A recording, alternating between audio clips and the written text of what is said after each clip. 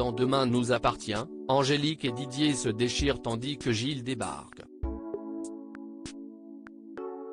Pendant ce temps-là, William et Aurore sont pris à leur propre piège et Roxane se lance dans une enquête dangereuse.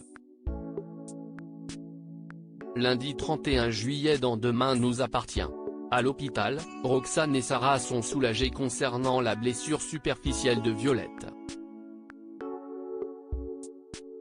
Malgré tout, l'informaticienne culpabilise d'avoir soupçonné la jeune fille des drames de ces dernières semaines, dont la mort d'Emma sur laquelle Elisa et Zedine a réagi. De leur côté, Angélique et Didier tentent de rassurer leur fille, mais, à l'extérieur, les masques tombent et le couple se déchire. La tante de Sarah reproche à son mari d'avoir voulu revenir en France avant de s'exclamer « Cette maison est maudite ». Roxane surprend la conversation animée, mais les deux changent subitement de conversation.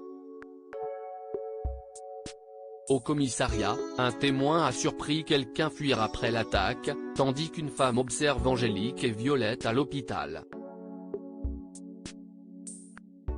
Sarah se demande si sa tante et son oncle ne sont pas les personnes visées depuis le début, et si Emma, Luna Lou, qui a révélé quelle intrigue elle avait particulièrement aimé tourner, n'aurait pas été au mauvais endroit, au mauvais moment. Pendant ce temps, Béatrice fait son retour à 7. Demain nous appartient en avance, Manon piégée par ses parents au commissariat, Manon arrive en panique. Sa voiture a été volée. Nordine se moque d'elle, lui expliquant que vu la couleur rose flashy, il y a peu de chances que quelqu'un ait souhaité la subtiliser. Mais, si est du spoon que vient l'explication. Aurore y rejoint William après avoir volé la voiture de sa fille. Objectif, repeindre la voiture en blanc. Malheureusement, pour le médecin, tout s'effondre quand sa fille vient lui annoncer que sa voiture a disparu, et surtout qu'elle a appris à aimer sa voiture. Elle veut absolument la retrouver. Le mari d'Aurore fait alors des pieds et des mains pour annuler sa demande au garagiste, devant une Soisic médusée par son excès de colère. Plus tard, William et sa femme font mine d'avoir retrouvé la voiture. Malgré les explications vaseuses de ses parents, la jeune fille est ravie de retrouver son véhicule, au détail près qu'une porte a bien été peinte en blanc. Demain nous appartient en avance, Gilles, le frère de Marianne débarque à l'hôpital, Christelle, Renaud et Marianne discutent quand le frère de celle-ci arrive par surprise. Visiblement peu ravie, la médecin l'est encore moins quand elle apprend que Gilles, Laurent Gamelon, a décidé de s'installer à 7 pour rattraper le temps perdu avec sa sœur, qu'il surnomme Pépette. Prétextant être fatiguée, elle refuse l'invitation à dîner de son frère. Si Renaud, Chloé et Alex sont ravis de le revoir, le trouvant sympathique, sa sœur n'est clairement pas de cet avis, le trouvant sans gêne. Le soir venu, les hostilités débutent lorsque Gilles finit par débarquer chez Renaud et Marianne.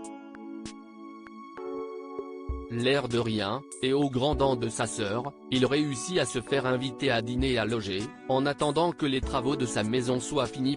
Demain nous appartient en avance, Roxane décide d'enquêter sur Angélique et Didier. Béatrice discute avec sa fille. Celle-ci lui demande si elle se souvient de quelque chose qui se serait passé juste avant leur départ en Australie il y a 14 ans. Après avoir réfléchi, elle se rappelle que son ex-mari s'était disputé avec Didier sans avoir la raison. De son côté, Roxane en est persuadée, Angélique et Didier cachent un secret. Elle se souvient qu'une porte de la maison est condamnée, et que l'oncle de Sarah ne l'a jamais son trousseau de clés. Profitant que l'homme soit en train de siester au bord de la piscine, elle arrive à lui subtiliser et s'introduire dans la pièce barricadée, véritable bric-à-brac. Mais, dans le fond, la policière s'aperçoit qu'une autre porte se cache derrière une bibliothèque. Poussant le meuble, l'informaticienne s'introduit dans la pièce entièrement plongée dans le noir.